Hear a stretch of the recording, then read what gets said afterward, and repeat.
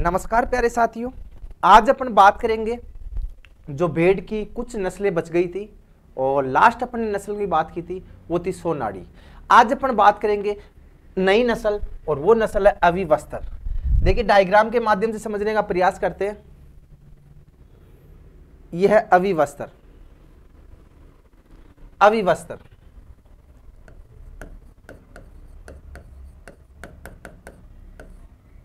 देखो, एक बात कर ले अपन अविवस्त्र की और दूसरी बात कर लेते हैं अविकालीन की। तो डायग्राम में आपको दिखा देता हूं, यह है अविवस्त्र और इसके बाद में जो ये नस्ल आती है यह है अविकालीन। देखो अविकालीन है और एक है अविवस्त्र। दोनों नस्लों के बारे में एक साथ बात करेंगे। तो पहले जान लेते हैं अविवस्त्र के बारे में। तो अविवस्त्र और एक नीचे करते हैं अविकालीन। अविकालीन देखो, ये जो दोनों नस्लें हैं, इन दोनों नस्लों का अगर उत्पत्ति स्थल की बात करें, इसके ओरिजिन पैलेस की बात करें, तो दोनों का CHWRI। आपको पता है उत्पत्ति स्थल क्या है? केंद्रीय भेड़ एवं ऊन अनुसंधान केंद्र। ऊन अनुसंधान केंद्र। और ये कहां पर स्थित है? अविका नगर। अविका नगर। और अविका नगर आता है मालपुरा। मालपुरा टोंक में। देखो अविका नगर, मालपुरा, टोंक, इसका उत्पत्ति स्थल माना जाता है। इसका भी माना जाता है CHWRI। CHWRI टोंक मतलब कह सकते हैं central ship woollen research institute. Central ship woollen research institute मतलब केंद्रीय भेड़ एवं ऊन अनुसंधान केंद्र। दोनों का उत्पत्ति स्थल एक ही है। अब देखो सबसे पहले बात करें इनका संकरण। ये जो दोनों नस्लें थी ये संकरण से बनी थी। और संकरण में क्या था, यहां से आपको एग्जाम के अंदर क्वेश्चन पूछा जाता है कि अविकालीन का संकरण क्या था और अविवस्त्र का संकरण क्या था। देखो यहां पर था संकरण और यहां भी जो संकरण था, इसमें नर तो एक ही था, सेम ही था। तो इसमें था रेम्बुले नस्ल का मेरिनो नर। मेरिनो तो था नर और मादा थी चोकला। चोकला क्या थी? मादा थी। ध्यान रखना, मेरिनो तो इसके अंदर नर था और मादा थी चोकला। और वो जो नस्ल तैयार हुई वो हो रही थी अविवस्त्र। यहां पर बात करें तो इसका था रेम्बुले नस्ल का मेरिनो नर। मेरिनो तो था नर और मादा थी मालपुरा। मालपुरा क्या थी? मादा। यहां ध्यान रखना, इसमें नर था मेरिनो, इसमें भी मेरिनो। इसमें मादा थी चोकला और इसमें थी मादा मालपुरा। ये अविकालीन है, ये अविवस्त्र है। अब इन दोनों में फर्क इतना सा है, जो ये नस्ल थी इसके सींग जो होते हैं वो होते हैं सर्पिलाकार। देखो एग्जाम्स के अंदर आएगा, जो मेरिनो नस्ल के सींग कैसे होते हैं? सर्पिलाकार। तो इसके भी सींग कैसे होते हैं? सर्पिलाकार यानी घुमावदार। तो पहली विशेषता इसकी बात कर रहे हैं, इसके सींग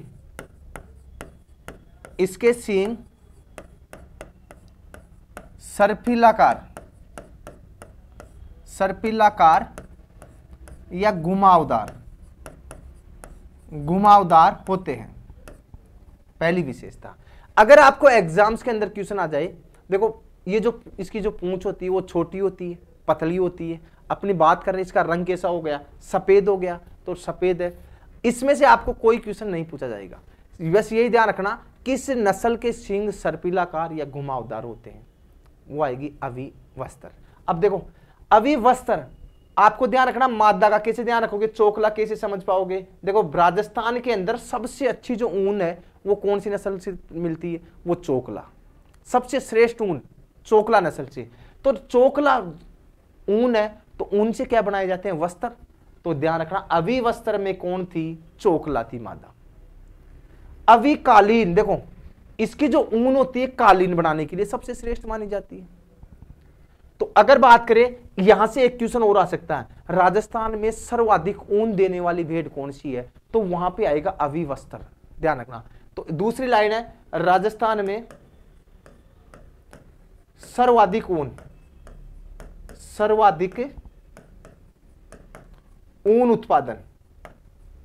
उत्पादन इसी नस्ल से होता है। और ध्यान रखना, इसका ऊन उत्पादन है 2 से 4 केजी प्रति वर्ष। राजस्थान में सर्वाधिक ऊन उत्पादन किस नस्ल से प्राप्त होता है, वो आएगा वहां पर अविवस्त्र। और इसका जो ऊन उत्पादन है वो 2 से 4 किलो है। इसमें 2 लाइन याद रखना, मादा थी चोकला, इसके अलावा इसके सींग कैसे होते, सर्पिलाकार, ये चीज। अविकालीन में अगर आपसे पूछे तो इसमें क्या होता है, इसके एक ही विशेषता सबसे इंपॉर्टेंट कि इसकी जो ऊन होती है वो किस काम के लिए आती है, कालीन बनाने के लिए। सबसे श्रेष्ठ कालीन ऊन भेड़ की किस नस्ल से प्राप्त की जाती है, वो आएगी अविकालीन। तो इसकी ऊन नोट लगा के लिख लेना, इसकी ऊन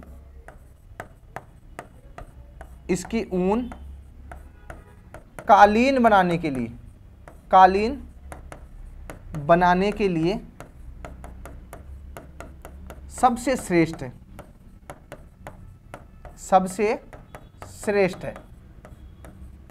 अगर ऊन उत्पादन पूछ ले, ऊन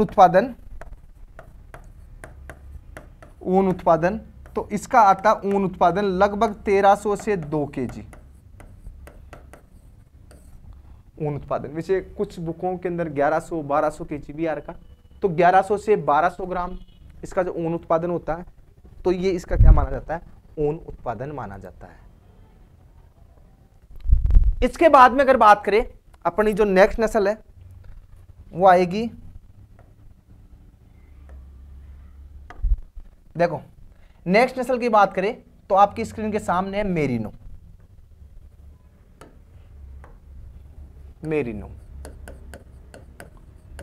और ध्यान रखना, सबसे इंपॉर्टेंट अपनी भारतीय नस्लें होगी। अब अपन बात कर रहे हैं विदेशी नस्लों की, और सबसे इंपॉर्टेंट आती है मेरिनो। और मेरिनो आप जानते हो इसका उत्पत्ति स्थल क्या माना जाता है, स्पेन। मेरिनो का उत्पत्ति स्थल स्पेन, या फिर आप बोल सकते हो फ्रांस। एग्जाम में फ्रांस भी आ सकता है, तो इसका उत्पत्ति स्थल हो गया फ्रांस या फिर हो गया स्पेन। आप डायग्राम के माध्यम से आपको दिखाई दे रही होगी कि सबसे श्रेष्ठ नस्ल है। तो ध्यान रखना, इसका रंग कैसा होगा, सफेद, और इसके सींग देखिए आप, देखो घुमावदार इसके सींग है, इसके सींग देखिए घुमावदार। तो भेड़ की कौन सी नस्ल है जिसके सींग घुमावदार, और राजस्थान के अंदर बात करें तो अविवस्त्र, तो इसके सींग क्या होते हैं, घुमावदार। पहली बात, इसका रंग कैसा हो गया, सफेद, रंग हो गया सफेद, और सींग कैसे हो गए, सींग हो गए इसके घुमावदार, इसके सींग होते हैं घुमावदार। ध्यान रखना, बहुत इंपॉर्टेंट। लेकिन एक विशेषता, ये जो फोटो दिखाई दे रही है आपके सामने, ये है नर, और इसके मादा में कभी सींग नहीं होते, सिर्फ नर में ही सींग होते हैं। तो इसके नर में सींग, और मादा कैसी होती है, सींग रहित होती है। तो इसके नर में नोट लगा के, इसके नर में सींग वह मादा कैसी होती है, सींग रहित होती है, रहित होती है। अब इसको, इस नस्ल की पहचान कैसे करेंगे अपन, पहचान के लिए ध्यान रखना, इसकी जो गर्दन होती है, गर्दन और कंधों के ऊपर क्या होती है, झुर्रियां या सलवटें पड़ी होती है। देखो, क्योंकि ये पूरी ऊन से ढका होता है, तो इसकी जो गर्दन होती है और चेहरे के ऊपर झुर्रियां पड़ी होती है या सलवटें पड़ी होती है, क्योंकि ऊन उत्पादन इतना है, सारे चेहरे के ऊपर, पूरे शरीर के ऊपर ऊन लटकी रहती है। तो ध्यान रखना, गर्दन तथा चेहरे पर,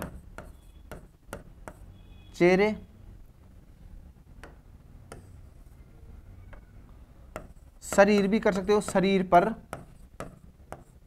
झुर्रियां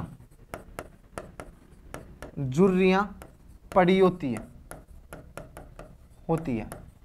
झुर्रियां पड़ी होती है, क्योंकि ऊन सारे शरीर पे क्या होती है, ऊन लटकी हुई होती है। विश्व की सबसे श्रेष्ठ ऊन देने वाली नस्ल है, विश्व में सबसे ज्यादा ऊन देने वाली नस्ल है। तो दो क्वेश्चन यहां से बनते हैं। विश्व की सबसे श्रेष्ठ ऊन, विश्व की सबसे श्रेष्ठ ऊन, श्रेष्ठ ऊन इसी नस्ल की है, इसी नस्ल से प्राप्त की जाती है, प्राप्त की जाती है। तो सबसे श्रेष्ठ ऊन किस नस्ल से प्राप्त की जाती है, वो करते हैं अपन मेरिनो से। विश्व में सबसे ज्यादा ऊन उत्पादन भी इसी नस्ल से होता है। तो ये क्वेश्चन भी बनता है, विश्व में सर्वाधिक ऊन उत्पादन इस नस्ल से प्राप्त होता है, नस्ल से प्राप्त होता है। और इसके अगर ऊन उत्पादन की बात करें तो ध्यान रखना, इसका 5 से 9 किलो।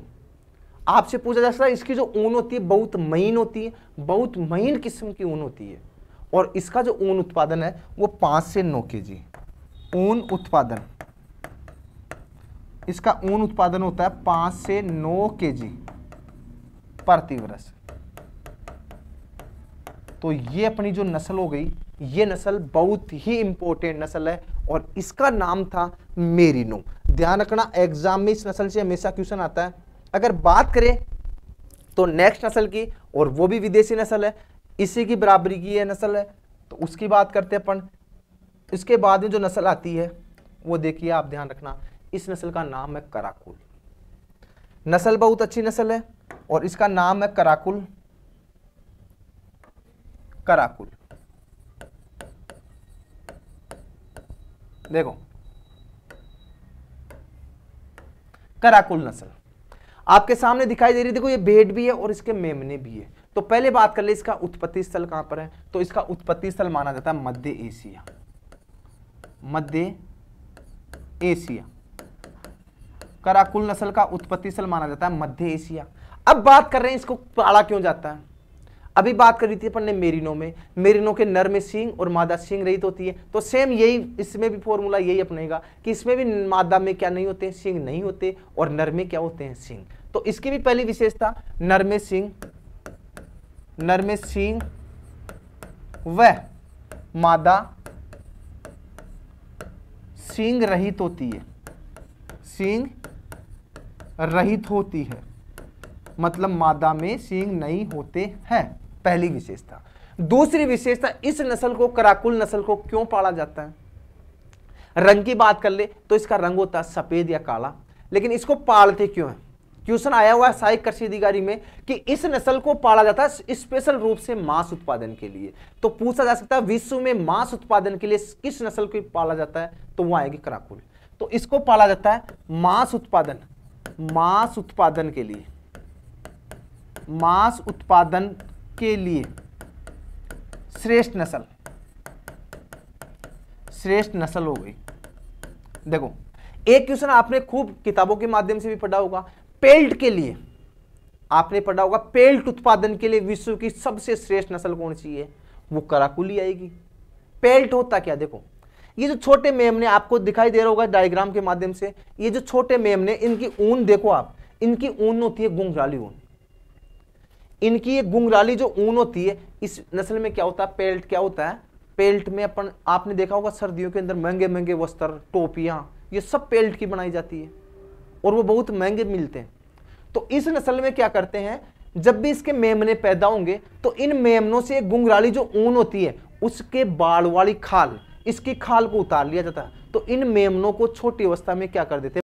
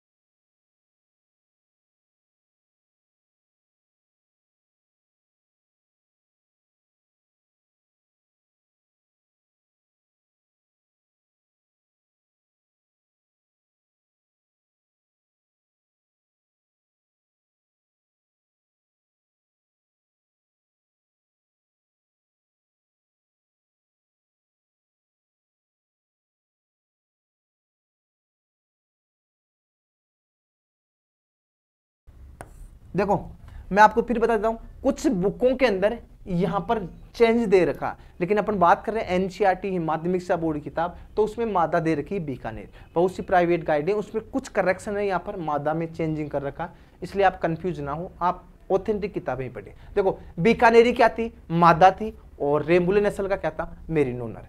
ये दोनों नस्लों के संकरण से कहां किया गया, सबसे पहले 1874 में न्यूजीलैंड में तैयार किया गया, और उसके बाद में 1882 में कहां किया गया, उसके बाद में ऑस्ट्रेलिया में तैयार किया गया। अब इसकी विशेषता देखो, एक तो इस नस्ल में क्या होते हैं, जुड़वा मेमने पैदा होते हैं। देखो इस नस्ल की पहली विशेषता, जुड़वा मेमने पैदा होते हैं, मेमने पैदा होते हैं, पहली विशेषता। दूसरी विशेषता की बात करें तो देखो इसकी जो आंखें होती है ना, आंखें आप देखो, आंखों के पास में ऊन नहीं पाई जाती। तो क्वेश्चन आ जाए विदेशी नस्लों में किस नस्ल में आइंग की क्रिया नहीं होती। याद करो मैंने शुरुआत में क्लास में पढ़ाया था, आइंग यानी भेड़ की आंखों के चारों ओर ऊन कतरना। तो इस नस्ल में देखो पूरे शरीर के ऊपर ऊन है, लेकिन आंखों पे, चेहरे के ऊपर ऊन नहीं पाई जाती। तो क्वेश्चन आ सकता है इसकी आंखों के, इसके चेहरे पर, चेहरे या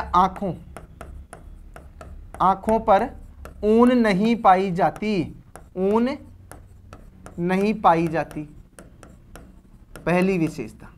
देखो इसके जो खुर होते हैं वो काले रंग के होते हैं, ध्यान रखना। एक तो जुड़वा मेमने पैदा होते हैं, खुर कैसे होंगे, काले रंग के होते हैं। तो इसके खुर